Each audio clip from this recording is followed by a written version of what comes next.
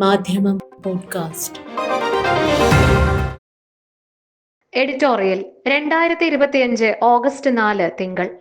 6 പേർ കൊല്ലപ്പെടുകയും 100-ലേറെ പേർക്ക് പരിക്കേൽക്കുകയും ചെയ്ത മാലേഗാവ് സ്ഫോടന കേസിൽ ആരോപണ വിധേയരായവരെ വെറുതെ വിട്ടതിനെയും ഇരകൾക്ക് നീതി നിഷേധിച്ചതിനെയും അപലപിക്കുന്നതാണ് ഇന്നത്തെ എഡിറ്റോറിയൽ.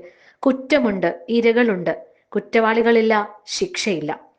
ശരിയായ ദിശയിൽ നീങ്ങിയ അന്വേഷണം അട്ടിമറിച്ചാണ് കുറ്റവാളികളെ രക്ഷപ്പെടുത്തിയതെങ്കിൽ അത് രാജ്യത്തോട് ചെയ്ത നെറികേട് കൂടിയാണ്. നീതി വൈകുന്നത് തന്നെ നീതി നിഷേധമാണ്.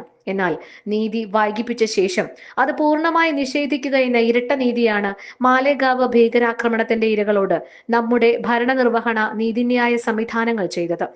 മഹാരാഷ്ട്രയിലെ മാലേഗാവിൽ 2008 സെപ്റ്റംബർ 29 മോട്ടോർ സൈക്കിളിൽ ഘടിപ്പിച്ച ബോംബ് പൊട്ടിത്തെറിച്ച് 6 പേർ കൊല്ലപ്പെടുകയും 100-ലേറെ പേർക്ക് പരിക്കേൽക്കുകയും ചെയ്തു. മുസ്ലിമുകൾ ധാരാളമുള്ള പ്രദേശത്ത് റമദാൻ മാസത്തിൽ ചെറിയ പെരുന്നാളിന്റെ തലേന്നായിരുന്നു സംഭവം. നവരാത്രിയും അന്നായിരുന്നു. ഹിന്ദുത്വ സംഘടനക്കാരെ പ്രതിചേർത്തുള്ള ആദ്യത്തെ ഭീകരാക്രമണ കേസായി ഇത് രേഖപ്പെട്ടു. ആരോപണ വിധേയരായ 7 പേരെയും വെറുതെ വിട്ടുകൊണ്ടാണ് കഴിഞ്ഞ വ്യാഴാഴ്ച മുംബൈയിലെ NIA പ്രത്യേക കോടതി അന്തിമ വിധി പറഞ്ഞിരിക്കുന്നത്. ഗൂഢാലോചന സംശയാതീതമായി തെളിയിക്കുന്നതിൽ പ്രോസിക്യൂഷൻ പരാജയപ്പെട്ടു എന്ന് ചൂണ്ടിക്കാട്ടിയാണ് ജഡ്ജി AK ലഹോത്തിയുടെ ഉത്തരവ്. പ്രതികളെ സ്ഫോടനവുമായി ബന്ധിപ്പിക്കാവുന്ന തെളിവുകൾ ഹാജരാക്കിയില്ല. സ്ഫോടനത്തിൽ കൊല്ലപ്പെട്ടവരുടെ കുടുംബങ്ങൾക്കും പരിക്കേറ്റവർക്കും കോടതി നഷ്ടപരിഹാരം അനുവദിച്ചു. സ്ഫോടനമുണ്ടായെന്നും അതിൽ 6 പേർ മരിച്ചെന്നും തെളിഞ്ഞു. എന്നാൽ അത് ചെയ്തതാര് എന്ന് തെളിഞ്ഞില്ല. കോടതി വിധിയുടെ ചുരുക്കം ഇതാണ്: കുറ്റവാളികളെ അന്വേഷണത്തിലൂടെ കണ്ടെത്തേണ്ടതും കോടതിയിൽ കുറ്റം തെളിയിച്ച് അവരെ ശിക്ഷിക്കേണ്ടതും ഭരണകൂടമാണെന്നിരിക്കെ ഇരകൾക്ക് കിട്ടേണ്ട നീതി നിഷേധിച്ച കുറ്റം ഭരണകൂടത്തിൻ്റെത് തന്നെ. ശരിയായ ദിശയിൽ നീങ്ങിക്കൊണ്ടിരുന്ന അന്വേഷണം ആസൂത്രിതമായി അട്ടിമറിച്ചാണ് കുറ്റവാളികളെ രക്ഷപ്പെടുത്തിയതെങ്കിൽ അത് രാജ്യത്തോട് ചെയ്ത നെറുകേട് കൂടിയാണ്. അത് തന്നെയാണ് നടന്നതെന്ന് കരുതാൻ നിർബന്ധിക്കുന്നതാണ് കേസിന്റെ നാൾവഴി. BJPയുടെ മുൻ MP പ്രജ്ഞാ സിംഗ് ഠാക്കൂർ, സേന ഇന്റലിജൻസ് ഉദ്യോഗസ്ഥൻ ലഫ്റ്റനന്റ് കേണൽ പ്രസാദ് പുരോഹിത് തുടങ്ങി 7 പേരാണ് പ്രതികൾ. കേസ് തോറ്റുകൊടുക്കുക എന്ന തന്ത്രമാണ് NIA അന്വേഷണ സംഘം പ്രയോഗിച്ചത്. ഭീകരാക്രമണം നടന്ന് 3 ആഴ്ച കഴിഞ്ഞ് മഹാരാഷ്ട്ര ഭീകര വിരുദ്ധ സേന ATS അന്വേഷണം ഏറ്റെടുത്തു. 2009 ജനുവരിയിൽ കുറ്റപത്രം സമർപ്പിച്ചു. മഹാരാഷ്ട്ര സംഘടിത കുറ്റകൃത്യ നിയമം മക്കോക്ക UAPA വകുപ്പുകൾ ചുമത്തി. സ്പെഷ്യൽ പബ്ലിക് പ്രോസിക്യൂട്ടറായിരുന്ന രോഹിണി സല്യാൻ പിന്നീട് വെളിപ്പെടുത്തിയതനുസരിച്ച് BJP സർക്കാരുകൾ ഡൽഹിയിലും മഹാരാഷ്ട്രയിലും ഭരണമേറ്റെടുത്ത ശേഷം കേസിൽ വലിയ ഇടപെടലുകൾ ഉണ്ടായി. കേസ് ATSൽ നിന്ന് NIA ഏറ്റെടുത്തത് അതിന് സഹായകവുമായി. പ്രതികൾക്കെതിരെ മൃദു സമീപനം മതിയെന്ന് NIA മുഖേന സർക്കാർ തന്നിൽ സമ്മർദ്ദം ചെലുത്തിയതായി രോഹിണി സല്യാൻ പറഞ്ഞു.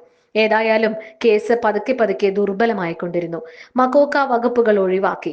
ഇപ്പോൾ കോടതി പറയുന്നു അന്വേഷണത്തിൽ വീഴ്ചകൾ ഉണ്ടായി, തെളിവ് ശേഖരിക്കുന്നതിലും മറ്റും നടപടികളിലും പാളിച്ചകൾ ഉണ്ടായി എന്ന്. സ്ഫോടക വസ്തു ബൈക്കിൽ സ്ഥാപിച്ചതിനോ ബൈക്ക് പ്രജ്ഞാ സിംഗിന്റേതാണ് എന്നതിനോ പുരോഹിത് സ്ഫോടകങ്ങൾ സംഘടിപ്പിക്കാൻ പണം പിരിച്ചതിനോ ഒന്നും തെളിവില്ലാതായി. പ്രജ്ഞാ സിംഗിനെതിരെ തെളിവില്ലെന്ന് പറഞ്ഞ് അവരെ ഒഴിവാക്കാൻ 2016 പ്രോസിക്യൂഷൻ ശ്രമിച്ചിരുന്നു. അന്നത് നടന്നില്ലെന്ന് മാത്രം. അതുവരെ സല്യാൻ ശേഖരിക്കുകയും കോടതിയിൽ സമർപ്പിക്കുകയും ചെയ്തിരുന്ന തെളിവുകൾ ശക്തമായിരുന്നു. സുപ്രീം കോടതി അവ ശരിവെക്കുകയും ചെയ്തിരുന്നു. എന്നാൽ പിന്നെ കണ്ടത് കേസന്വേഷണം ATSൽ നിന്ന് NIAയിലേക്ക് മാറുന്നതാണ്. അവരാകട്ടെ ലഭിച്ച തെളിവുകൾ അവഗണിച്ച് പുനരന്വേഷണം നടത്താൻ തീരുമാനിക്കുകയാണ് ചെയ്തത്. ഭീകരാക്രമണം നടന്ന് 10 വർഷം കഴിഞ്ഞാണ് വിചാരണ തുടങ്ങിയത്. ഇരകളായ അന്യായക്കാർ ദൂരെയുള്ള മുംബൈയിലേക്ക് പലതവണ സഞ്ചരിക്കേണ്ടി വന്നു. പണവും അധ്വാനവും ധാരാളം ചെലവിട്ടു. എന്നാൽ പ്രോസിക്യൂഷനിലെ പഴുതുകൾ പ്രതികളെ രക്ഷപ്പെടാൻ സഹായിക്കുന്ന തരത്തിലായിരുന്നു. പ്രജ്ഞാ സിംഗിനെ കേസിൽ നിന്ന് ഒഴിവാക്കാൻ വിസമ്മതിച്ച ജഡ്ജി തകലയെ സ്ഥലം മാറ്റിയതും ഒരു സൂചനയായി. ഇത്ര ഗൗരവപ്പെട്ട കേസായിട്ടും ജഡ്ജിമാർ മാറിക്കൊണ്ടിരുന്നു. വിധി പറഞ്ഞത് 5ാമത്തെ ജഡ്ജിയാണ്. 323 സാക്ഷികളിൽ 39 പേർ മാപ്പ് സാക്ഷികളായി. പ്രോസിക്യൂഷൻ മുതൽ സാക്ഷികൾ വരെ വലിയ സമ്മർദ്ദത്തിനിരയായി എന്ന് കരുതാൻ വേണ്ടത്ര ന്യായമുണ്ട്. ദരിദ്രരും നിസ്സഹായരുമായ ഇരകൾക്ക് കേസിന്റെ നീണ്ട കാലവിളംബം തന്നെ അധിക ശിക്ഷയാണ്. കേസിൽ വിധി വന്നിരിക്കെ അത് രാജ്യത്തിന്റെ മൊത്തം നീതിന്യായ സംവിധാനത്തെ പറ്റി അസുഖകരമായ ചോദ്യങ്ങൾ ഉയർത്തുന്നുണ്ട്. നീതി നിഷേധത്തിന്റെ മറ്റൊരു മുഖമാണ് മുംബൈ ട്രെയിൻ സ്ഫോടന കേസിൽ കുറച്ചുനാൾ മുൻപ് വന്ന വിധി. അതിൽ നിരപരാധികളായ 12 പേർ 19 വർഷം ജയിലിൽ കിടന്ന ശേഷം വിട്ടയക്കപ്പെടുകയായിരുന്നു. മാലേഗാവ് കേസിൽ ലഭ്യമായ തെളിവുകൾ പുനരന്വേഷണത്തിലൂടെ നഷ്ടപ്പെടുത്തി കുറ്റവാളികൾക്ക് മോചനം സാധ്യമാക്കുകയാണ് ഉണ്ടായത്. രണ്ടിലും കുറ്റവാളികളില്ല. കുറ്റമുണ്ട് എന്നതാണ് കണ്ടെത്തൽ. മുംബൈ വിധിയിൽ സർക്കാർ സുപ്രീം കോടതിയെ സമീപിക്കുന്നു.